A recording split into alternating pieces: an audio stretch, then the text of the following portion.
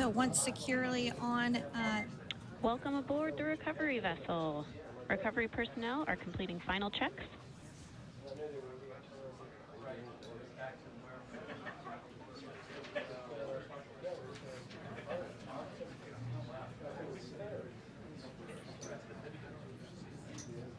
And there you have it. The side hatch is open for the first time since September. And there we do see Crew 9, some happy waves, smiles all around back on Earth. Oh, looks like we're getting our next crew member here. That is none other than Sunny Williams. Big smile, big waves. She, like her other crew members, now will be assisted onto the mobility aid.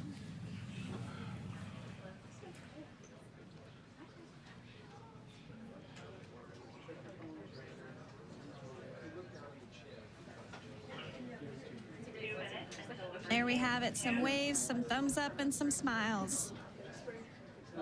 We're getting some views of him now as he egresses or exits the spacecraft.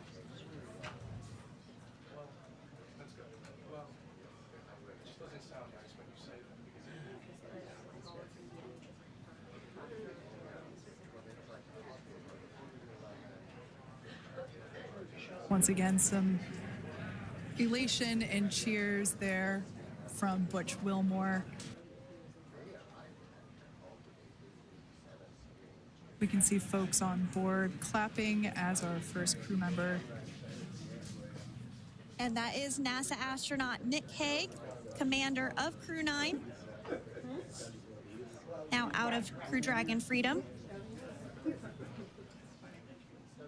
Some smiles, thumbs up, and a wave. Can't get any better than that. Yeah, of the water and onto the recovery vessel. Wow, we got a cute little pod of dolphins. It wasn't just one or two. The Dragon spacecraft. Now here on your screen we can see dolphins actually who want to come and play with Dragon. Now one of the fast boats there in place working to assist the recovery team member. It's incredible. I just love these views. We really see them even better in daytime, but just seeing the recovery team work in tandem to step through each step, to step through each operation. You know, obviously they're getting quick assists from the honorary part of the recovery team, those dolphins in the water there. Now the recovery team member that is crawling around the Dragon spacecraft. Earlier we saw a view where it was like a spider monkey pose. We can see that individual now standing in the bucket where the main parachutes were stored while Dragon was on orbit. Obviously, those main parachutes were utilized for splashdown today. They were deployed and cut from the Dragon capsule, and one of the other fast boats of the recovery team working to the capsule here shortly once they get hoisted onto the recovery vessel Megan. We can see that recovery vessel slowly but surely closing the distance there between. Oh, dolphin cam back again. We can see that the Dragon capsule and the recovery vessel, that distance is closing. Again, this is just one more step as we continue to articulate backwards, and that's a good sign that we're getting even closer to pulling the capsule out of the water. It will then move forward and to the ship. We have a very special treat, which is what this team is preparing for now. As for the recovery teams themselves, we started the day taking a series of helicopters out to the vessel. Oh yeah, Sandra, this view is absolutely unbeatable.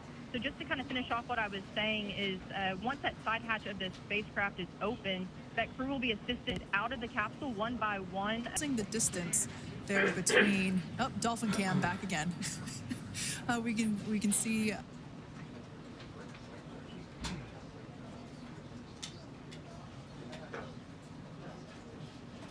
So once securely on... Welcome aboard the recovery vessel. Recovery personnel are completing final checks.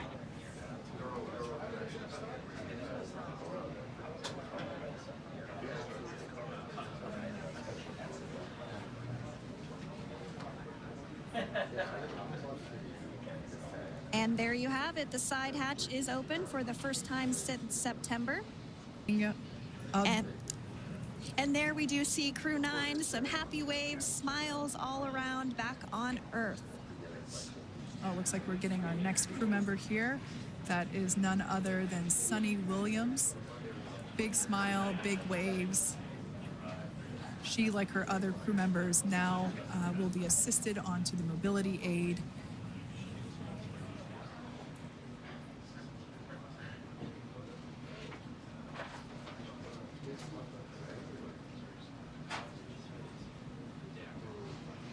There we have it, some waves, some thumbs up, and some smiles. We're getting some views of him now as he egresses or exits the spacecraft.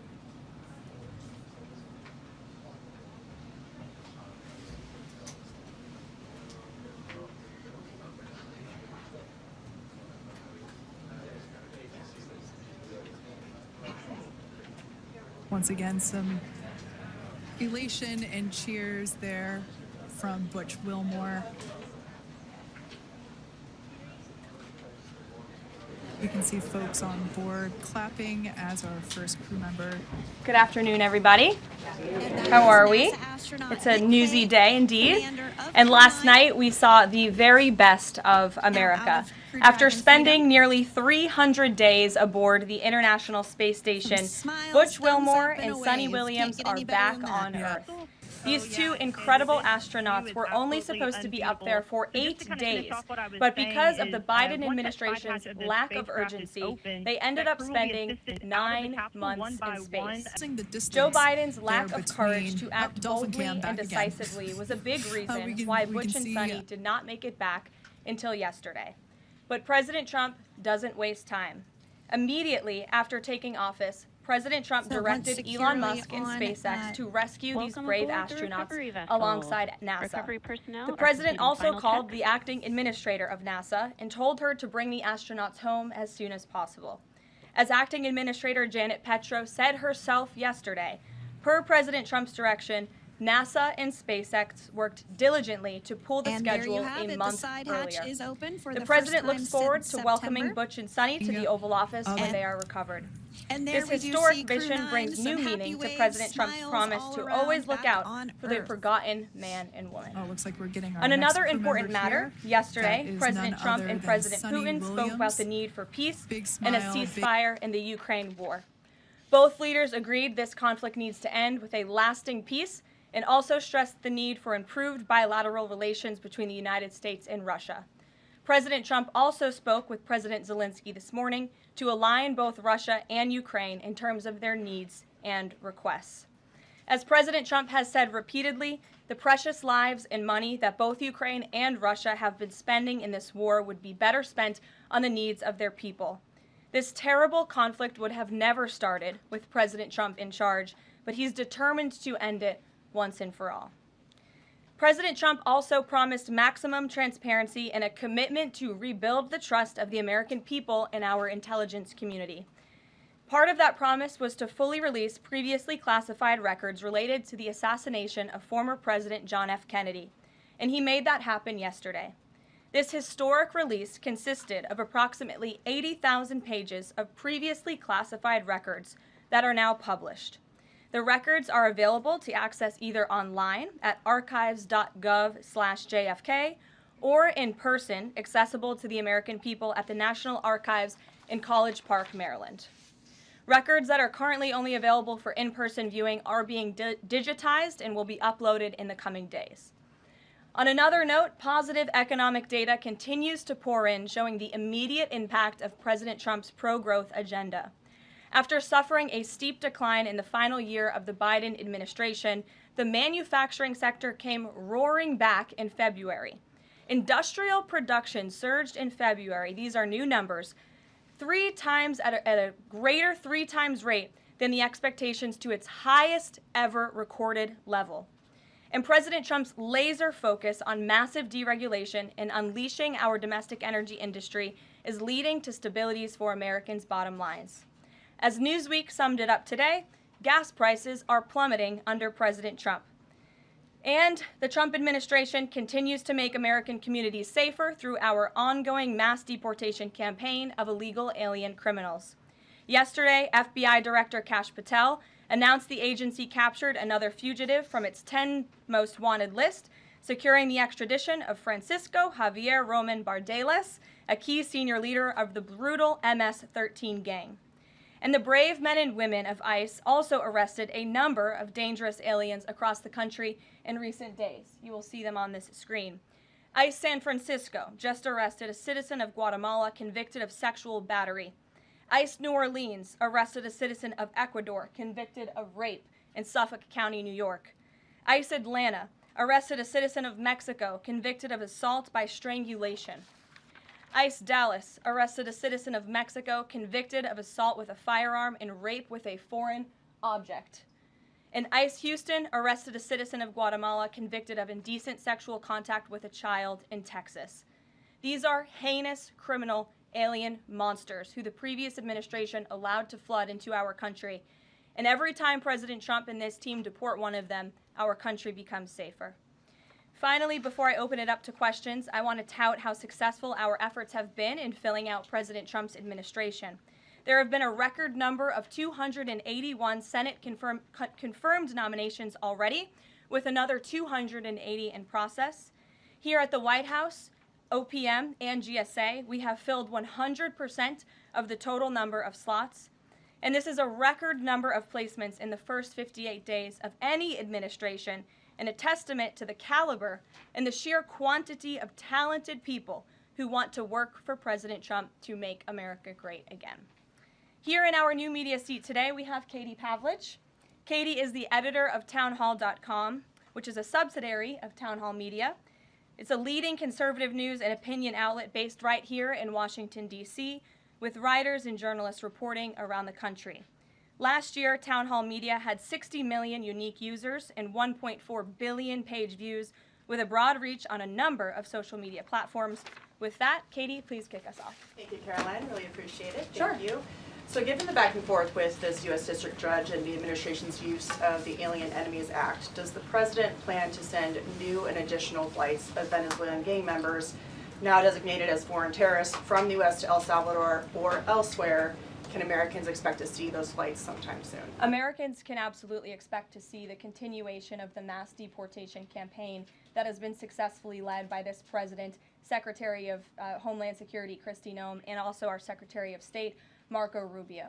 Since you brought up the judges, I would like to point out that the judges in this country are acting erroneously. We have judges who are acting as partisan activists from the bench. They are trying to dictate policy from the President of the United States. They are trying to clearly slow walk this administration's agenda, and it's unacceptable. As the President said last night, we will continue to comply with these court orders. We will continue to fight these battles in courts, but it's incredibly apparent that there is a concerted effort by the far left to judge shop, to pick judges who are clearly acting as partisan activists from the bench in an attempt to derail this president's agenda. We will not allow that to happen. And not only are they usurping the will of the president and the chief executive of our country, but they are undermining the will of the American public, tens of millions of Americans who duly elected this president to implement the policies that are coming out of this White House. And then one more question.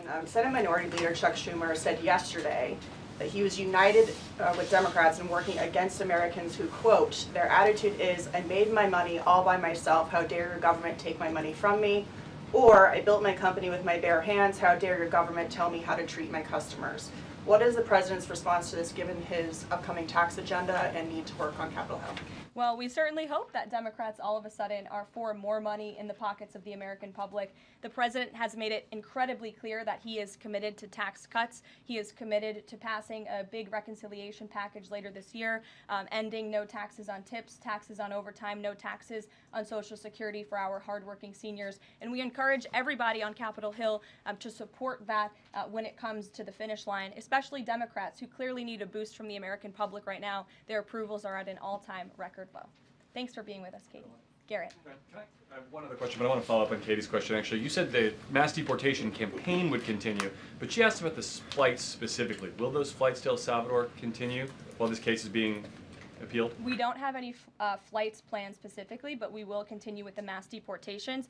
And I would just like to point out that the judge in this case is essentially trying to say that the president doesn't have the executive authority to deport foreign terrorists from our American soil. That is an egregious abuse of the bench. This judge does not have that authority. It is the opinion of this White House and of this administration, and that's why we're fighting this in court. And it's very, very clear that this is an activist judge who is trying to usurp the president's authority. Under the Alien Enemies Act, the president has this power, and that's why this deportation campaign has continued. And this judge, Judge Boasberg, is a Democrat activist. He was appointed by Barack Obama. His wife has donated more than $10,000 to Democrats, and he has consistently shown his disdain for this president and his policies, and it's unacceptable. You're right where I wanted to go about the idea that these people are all foreign terrorists, but Judge Boasberg was originally appointed by George W. Bush and then elevated by Barack Obama. I just feel like I should clear that up. Well, let me just say something to that effect, Garrett. 67% of all of the injunctions in this century have come against which president? Donald J. Trump. Let me say that again. 60% of the injunctions by partisan activists in the judicial branch have come against President Donald Trump, and 92% of those have been from Democrat-appointed judges. This is a clear, concerted effort by leftists who don't like this president and are trying to impose or slow down his agenda. So, given that, do you think it's a good use of Congress's time and the president's political capital to try to impeach and remove a federal judge, which would take 67 votes you're unlikely to get in the Senate? Well, look, the president has made it clear that he believes this judge in this case should be impeached, and he has also made it clear that he has great respect for the Chief Justice John Roberts, and it's incumbent upon the Supreme Court to rein in these activist judges. These partisan activists are undermining the judicial branch by doing so. We have co-equal branches of government for a reason, and the president feels very strongly about that. Jackie. Thanks, Caroline. What options does the president have to, he says he's going to follow court orders. He wouldn't defy a court order, but he's raised these concerns about these judges acting in such a partisan way. What option does he have to ensure that his agenda continues to move forward while this is ongoing and the judges appear to be trying to just block and delay and impede? Well, you're right. They are trying to block, delay, and impede. This is lawfare. The president is no stranger to it. He faced it in his campaign, and this is a continuation of the lawfare that President Trump faced as a candidate, and he's now unfortunately facing as a president. Clearly, these partisan activists in the judicial branch didn't get the memo on November 5th when the American people overwhelmingly re-elected this president to continue with mass deportations. So White House counsel and the Department of Justice are working on this. They're appealing these cases, and we will continue to use the full weight of the White House counsel's office and the president's team of lawyers to fight this in court, because we know we will win even if we have to go all the way to the Supreme Court. One more on TDA. Andy McCarthy said in an interview with Hugh Hewitt, he certainly agrees with what the president is trying to do with the Alien Enemies Act, but he's not sure that the law is completely on his side. He cites some previous Supreme Court rulings dealing with enemy combatants in wartime, says that even they have a right to challenge their detention in court. He raised concern also that while TDA has been designated as a terrorist organization, these individuals hadn't been prosecuted for terrorism. So my question is, will the president ask Congress potentially to declare war on these cartels for the invasion that he's talked about so that he's on stronger legal footing? Well, we absolutely disagree with the legal opinion of the individual that you mentioned. We would not have moved forward with this if we didn't believe the president. This was within the president's executive authority to continue with this mass deportation effort under the authority provided to him under the Alien Enemies Act. And when you read the act, as I did last time at the podium, a predatory incursion is absolutely what has happened with Tren de Aragua. They have been sent here by the hostile Maduro regime in Venezuela, and the president, immediately upon taking office, designated TDA as a foreign terrorist organization. And under this act, it is within the president's authority to deport these terrorists. And anybody trying to defend these terrorists who have now been sent off of American soil should talk to the families of the individuals who these heinous monsters have killed and have raped. If you talk to those families, they are so heartened by the president's decision to take tough action and to use his executive authority, something that no other president has been willing to do, because President Trump does what he says he's going to do, and he is deporting these foreign terrorists from American soil to secure our homeland, and he's within his rights to do that. Jennifer.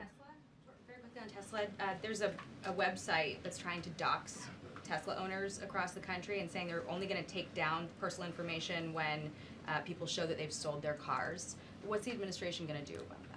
I haven't seen that website, but we certainly think it's despicable, the violence that has taken place against Tesla, the company, its employees, and also just Americans who have chosen to drive an electric vehicle. Many of them are Democrats, by the way.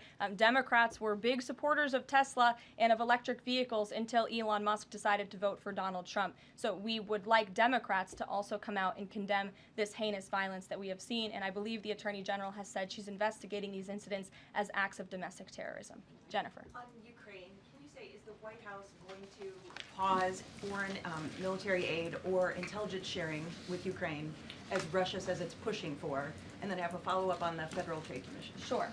When it comes to Ukraine, I do have a statement for you from the National Security Advisor and also the Secretary of State. First, I'd like to reiterate what the President said earlier following his call with President Zelensky this morning. He said he just completed a very good telephone call with President Zelensky. It lasted approximately 1 hour. Much of the discussion was based on the call made yesterday with President Putin in order to align both Russia and Ukraine in terms of their requests and needs. We are very much on track, and I will ask Secretary of State Marco Rubio and Mike Waltz to give an accurate description of the points discussed. That statement will be put out shortly. Well, I have that statement for you right here. Bear with me as I read it. Today, President Trump and Ukraine's President Volodymyr Zelensky had a fantastic phone conversation. President Zelensky thanked President Trump for a productive start for the work of the Ukrainian and American teams in Jeddah on March 11th. The meeting of the senior officials from both nations significantly helped in moving toward ending the war. President Zelensky thanked President Trump for the support of the United States, especially the Javelin missiles that President Trump was first to provide and his efforts towards peace. The leaders agreed Ukraine and America will continue working together to bring about a real end to the war, and that lasting peace under President Trump's leadership can be achieved. President Trump fully briefed President Zelensky on his conversation with Putin and the key issues discussed. They reviewed the situation in Kursk and agreed to share information closely between their defense staffs as the battlefield situation evolved.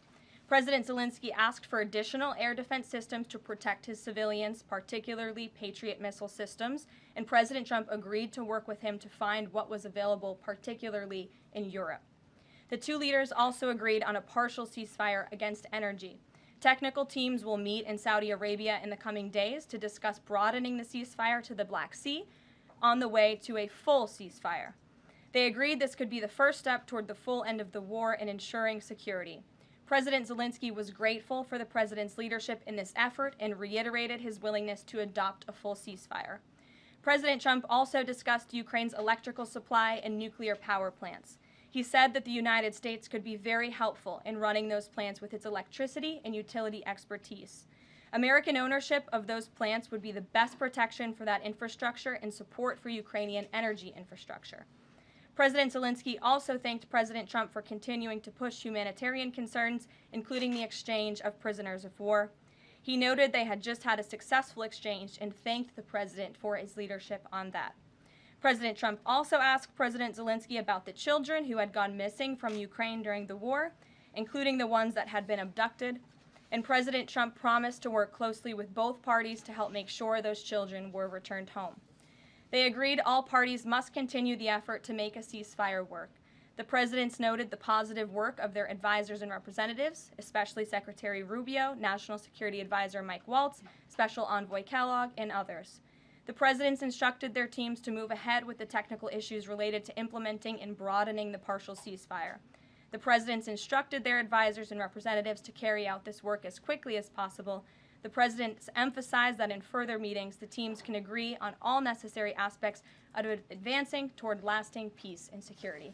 That is a lengthy statement that was just given to me, so thanks for bearing with me. Our office will, of course, provide this after. And as you know, as I just pointed out in the statement, the president's team of negotiators and national security experts will be heading to Saudi again later this week to continue working on and ironing out the details. But I would just like to emphasize we have never been this close to peace, and it's only because of President Trump that we are here. I think a couple of years ago, as you all reported on the war, it was incomprehensible to have a partial ceasefire in this conflict. And today that is true because of the leadership of this president. So they agreed to closely share information between their defense staffs. Does that mean all intelligence sharing will continue? So the White House is rejecting Russia's request to pause? Intelligence sharing in terms of defense for Ukraine will continue to be shared. Mary.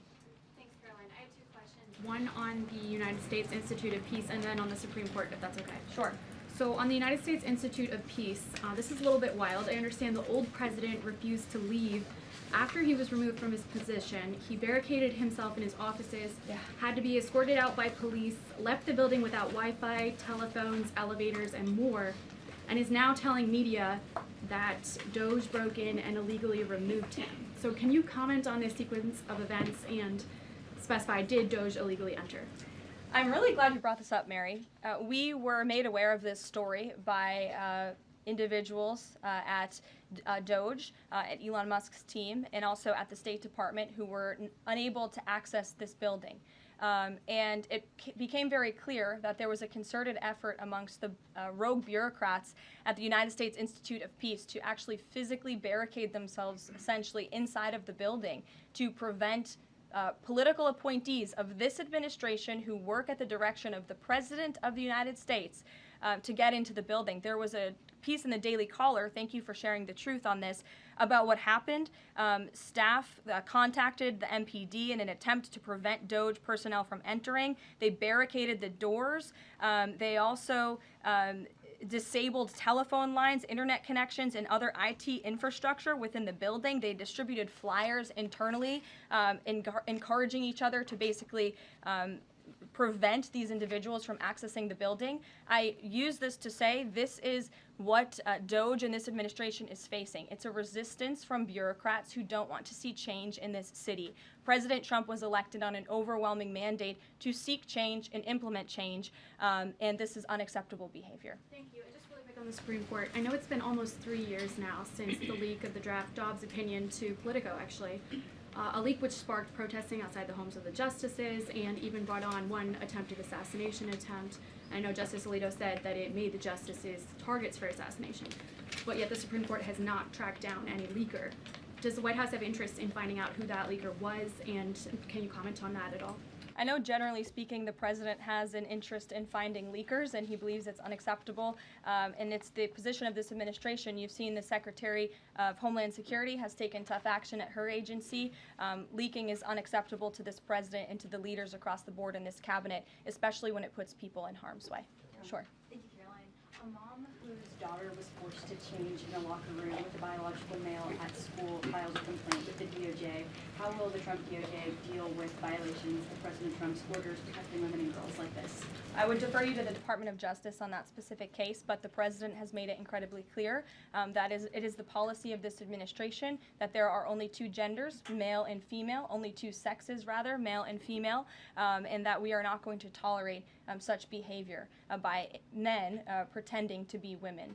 The president will continue to strongly stand for the rights of women and girls, not just in sports and on athletic fields, but also in private spaces like locker rooms and bathrooms. Sure. Go ahead. Thank you. On the FTC, two quick questions. Can you explain the president's thinking in his decision to fire the two Democratic commissioners, especially given that Mark Meadow is on track to be confirmed next week and there would be a Republican majority? My biggest question is why now? Sure. Because the time was right to let these people go, and the president absolutely has the authority to do it, and they were given ample notice in a letter that I believe your outlet reported on, so it pretty much explains exactly why this administration chose to let those individuals go. Is the ultimate goal to get this to the Supreme Court to try to overturn the 1935 precedent? The goal was to let these individuals go. If we have to fight it all the way to the Supreme Court, we certainly will. Rachel.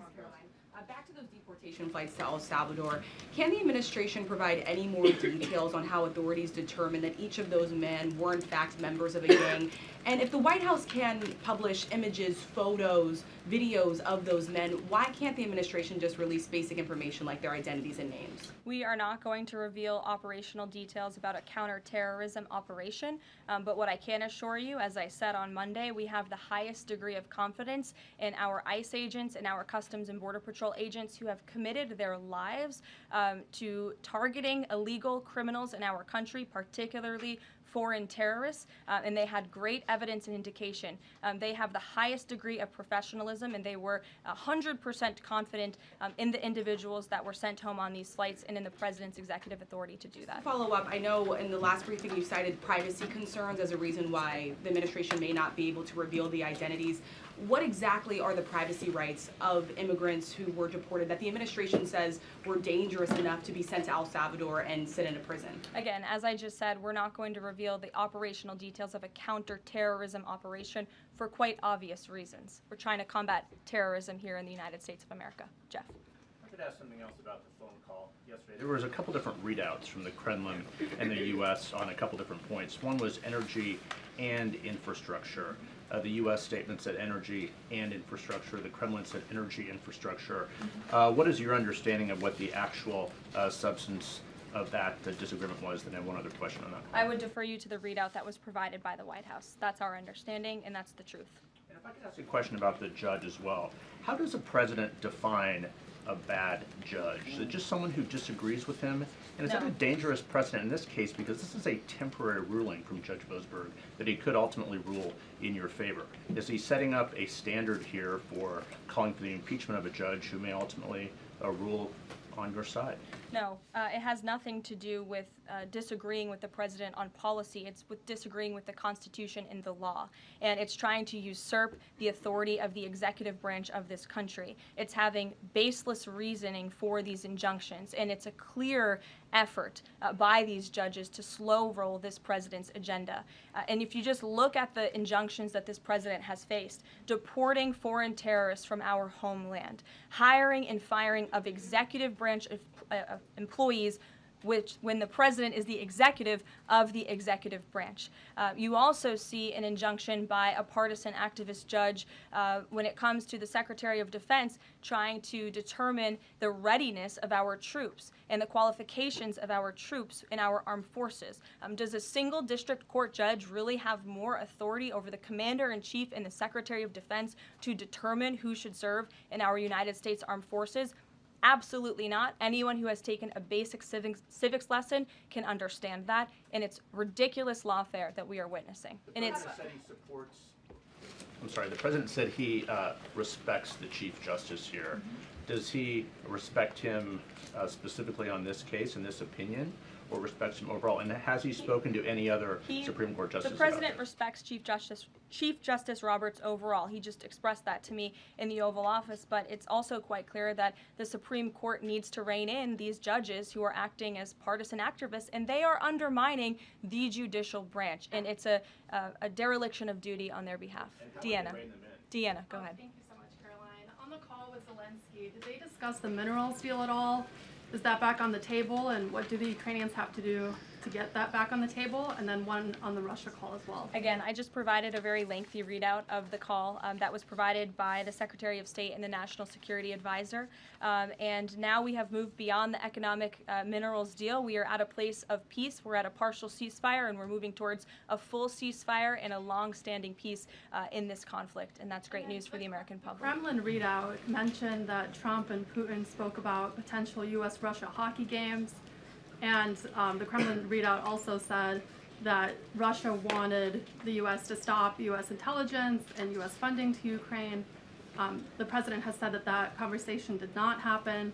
Just wondering if you can get us any more clarity on that. And also, again, if it's energy infrastructure or if it's energy and infrastructure, because I think there is a big difference between that. Again, as for the readouts of the call, I would defer you to ours. And when it comes to the topic of hockey, it did come up. However, we're more interested in securing a peace deal than scheduling hockey games right now. Sean.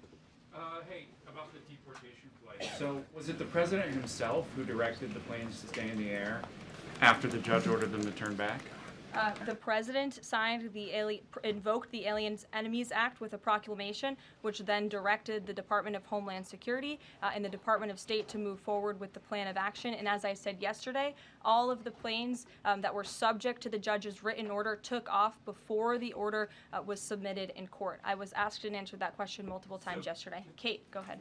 Is the president still considering pressuring Russia with sanctions or tariffs to try to get a full ceasefire? And is there any kind of deadline or timeline that the White House has in mind for when that pressure might ramp up? Again, the president had a nearly 2-hour-long call with President Putin yesterday. We provided a readout of that call, and we have his negotiating team heading to the Middle East this week to continue these discussions in regards to sanctions and any other details. I'm not going to give a readout of those from this podium. And on TikTok, is Oracle the leading contender for a deal? And would the U.S. back a deal that keeps TikTok's algorithm and the underlying technology still in Chinese hands? As President Trump does so well, we don't get ahead of ourselves when we are in the midst of the art of the deal. So when the president and this team are ready to announce a deal on TikTok, which is a high priority for the president, we will make that known. I've seen that reporting, but I'm not going to comment on it just yet. Sure, go ahead.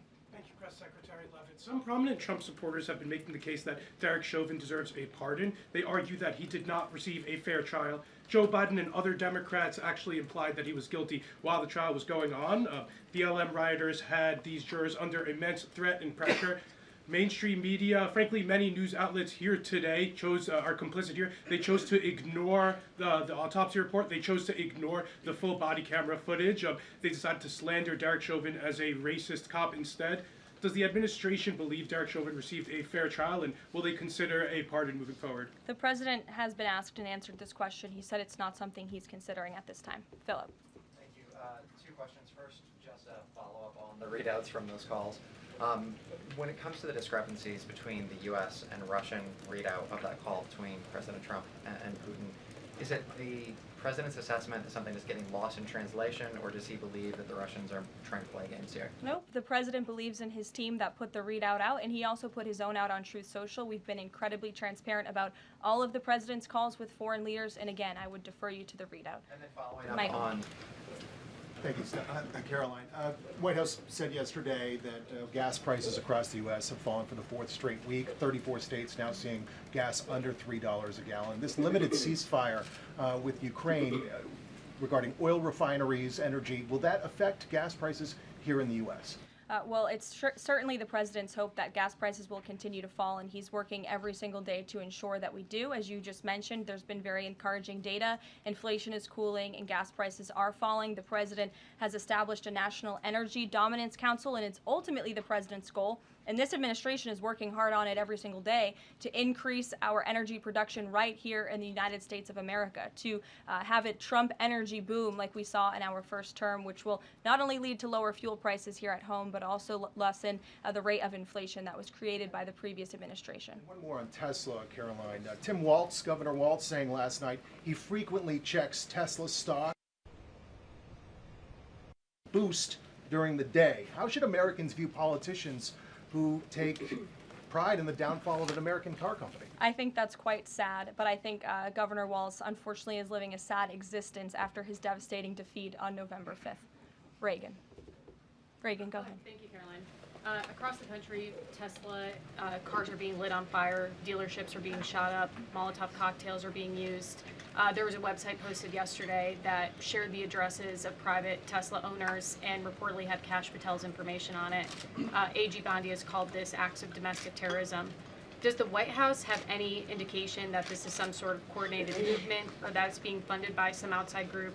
And do you know if the investigation by the DOJ is being investigated as incidents of organized terror? I believe the Attorney General has made her comments clear on that. She is investigating these events as acts of domestic terrorism, and we fully condemn them. And as I said earlier to Jackie's question, we think it's despicable what is happening to not just this American company, but also their innocent employees. And again, innocent Americans who drive these vehicles. We condemn it wholeheartedly. Sure. More than 24,000 workers in 18 agencies employees are in the process of being reinstated. What is your message to these workers, and can you assure them they won't be fired again as the administration directs agencies to do more layoffs? Well, the administration is complying with the court's order. Again, as I have spoken about repeatedly, we think it's despicable that we have judges acting as judicial activists, partisan activists, trying to dictate who the President of the United States, the executive of the executive branch, can hire and fire. We have never seen anything like this. We are fighting this in court, and we will continue to fight it all the way to the Supreme Court if we have to.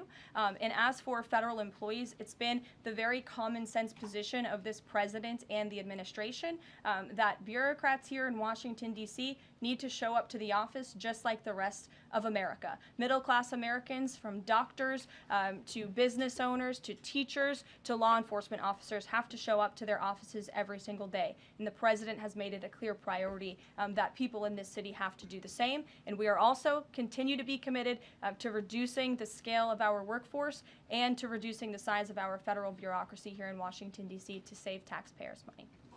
Annie, go ahead. Thanks so much. In the statement that you read, you referenced the president's interest in helping return Ukrainian children to their parents and to their families.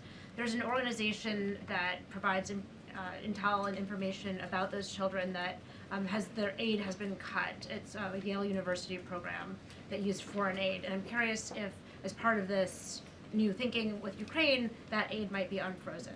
I have no updates about that or that specific program at this time. Karen.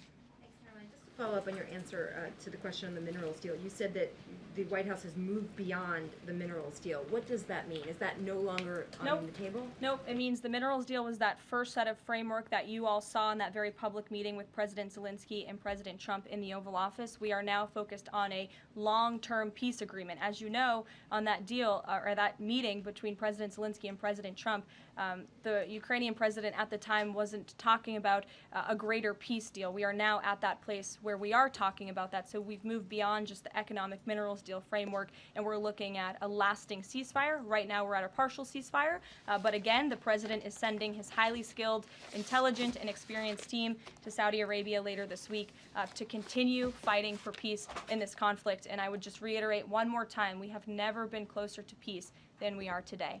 Thank you very much, everybody. We'll see you later. Caroline, you got a question?